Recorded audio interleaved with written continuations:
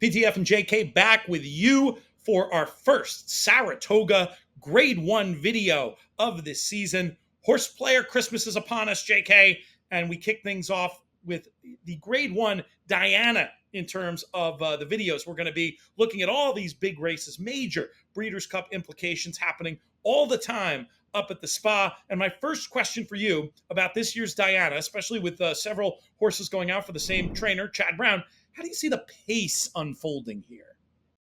Well, look, I think the pace is going to probably be pretty strong. Anytime Evie Jet shows up in one of these races, she's typically going to show some speed, be a little bit forward. And then you have a horse like White Beam for Chad Brown, the winner of this race last year, who's also going to be a little bit aggressively placed a little bit forward in this race. I think the pace will be honest enough. It's possible that White Beam gets loose because Evie Jets decides to take back and vice versa. But either way, I think they'll be honest enough in their pursuit for the front end to set it up for others if you prefer something from off the pace. And there are some very live closers in here. We're going to eventually get to our picks in this race, and we're going to close out the video with thoughts on a couple of live long shots. So you're going to want to stick around for that. But before we get to that, let's talk a little bit about the horses that competed at the Belmont Stakes Festival at Saratoga. Very unusual opening weekend of Saratoga, and we're talking about horses who had their last race at Saratoga, and it wasn't a year ago. Let's start with the Grade 1 New York, won by one of the coolest horses in training. I call her Didia. Some people say Didia. I like Didia. I don't know. I just like the way it sounds. What do you think of Didia here? Yeah, look, I think she's talented. She ran well in the New York Grade 1 on Belmont Stakes Racing Festival week. She attended. She was close enough to a pace that Timeform US considers coded red considers outpaced to be fast. So I want to give her some bonus points for being a little bit close up. The problem I have is the figure didn't come back all that quick for this level of horse. When you talk about Didia, I think she's talented. I think she could absolutely win this race. I think she'll take some money as being one of the top choices in the market. I just think that there's some other opportunities in here that are a little bit more attractive in such a wide open race. Yeah, I mean, that the Didia fanboy in me resents what you're saying a little bit, but we'll see what I decide to do when it comes to picks. It's certainly a very salty field. We talked about the Grade 1 New York from the Belmont Stakes Racing Festival. Let's talk about a horse that keeps getting a little bit disrespected at the windows and just keeps winning. That's Chili Flag. We'll see her here prevailing in the Just a Game from the Belmont Stakes Racing Festival at Saratoga. How would you evaluate her chances in here? I mean, look, she's live as well. Anytime you come out of a Grade 1 as a winner, you deserve some credit. You're in here on a three-race win streak, trained by Chad Brown, who basically has a chance to get this race name changed at some point after he keeps winning it at the rate that he is.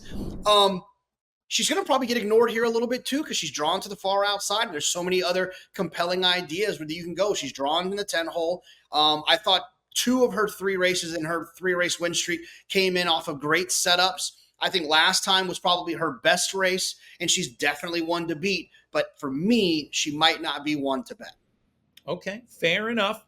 We are going to get to some selections here, but before we do that, I'm going to put out a call to everybody listening. We need you to do us a favor over here at the In the Money Media YouTube channel. We need you to subscribe. We are so close to our goal of 10,000 subs. We want to get there by the end of this opening weekend at Saratoga. If that sounds like a lofty goal, it's not really. If everybody who is watching this just went and did this in real time, we'd be there in no time. I'd have that creator award. My daughter would be proud of me. Look, come on, help it happen, folks.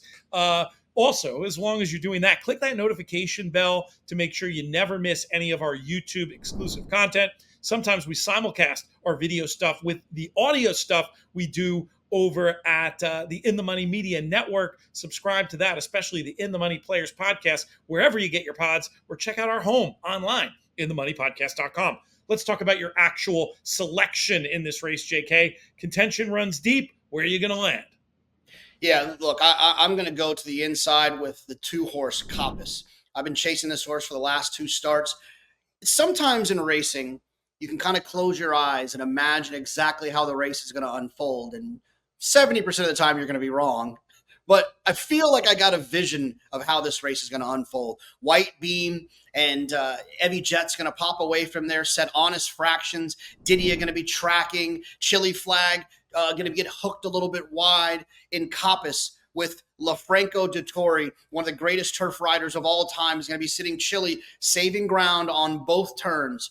And that turn of foot that Chad Brown had mentioned that Coppice contains is finally going to be exploding down the middle, down the stretch when they turn for home. Whether Frankie has to get out and end up coming down the middle of the track or he stays down on the inside on the rail, I'm going to go with Coppice in here, the 2-horse, to win the 2024 Diana in the opening weekend of the 2024 Saratoga season. We're singing from the same hymn book as far as a top choice goes with Coppice. One of the angles here, and it could be an underrated angle, how much market signal this one has had in these 2 USA starts. It's a testament to how much observers in the barn and in the mornings have liked her, been bet very, very hard. I thought just took a little bit too long to get going 2 back. And while there's nothing obviously wrong in the tape, she did smash her head pretty good in the early part of the race. It wasn't the easiest trip. I'm willing to give her one more time. And I wonder this time, instead of 6-5, 3-2, if we might be able to get a little bit more backable of a price. If you could get 5-2, 3-1 in such a salty field. Maybe some people will be a little bit tired of the horse who's been bet so hard and hasn't managed to get the job done. You think that's a decent guess as to what kind of price she'll be, JK? Yeah, I can absolutely see that happening. There's so many other options in here. I could see her being a little bit forgotten, with people being a little frustrated that were involved when she was 3-2 and 8-5. Let's get to a live long shot. We each have a horse we wanted to nominate. I'll give mine first here, JK, and that's Mission of Joy for the ace team of Graham Motion and John Velasquez. This horse was just beaten half a length to Chili Flag last time, right there with White Beam in the photo. This is going to be the 3rd race off the layoff. A little bit of extra ground I don't think is going to be a harm to her, but mainly I just think she's going to be a big price, and she's got form that puts her right there with some of the top contenders in here. This is a filly who can really finish, probably finds 1 or maybe 2 a little bit too good on the day, but a contender for everything, and one that, if the kind of price I think she's going to be, might be a nice one to key around with in bets like the Exacta, Trifecta, and Superfecta in those underneath spots. What do you have for us at maybe a little bit more of a price? I'm going to go with Moira down on the rail. This is a horse that ran extremely well, was beaten a length in Spiral in the Breeders' Cup Filly and Mare Turf. In Spiral will be 1-9 in here. And then, I also think, or at least at one point of her career, she would have been 1-9 in here. And the other thing I think is that she comes in off a 252-day break. So I think she's going to be primed and ready in here off of that layoff. She's worked over a dozen times already to get ready for this spot. I think she'll save ground on the inside. She's got a ton of stamina, and she'll be finishing while some of them are stopping. I think she's a great option as a long shot and a great type to use underneath. I'm a huge Moira fan. Very curious to see how they bet this race. We're doing it right when they drew, so we don't have even David Aragona's excellent morning line guesses. But hopefully we get this one right and start our Saratoga off on a winning note. Subscribe to the In the Money Media YouTube channel. You're going to get previews of Grade 1 action all summer and a lot more content as well. For JK, I'm Peter Thomas Fornatel. May you win all your photos.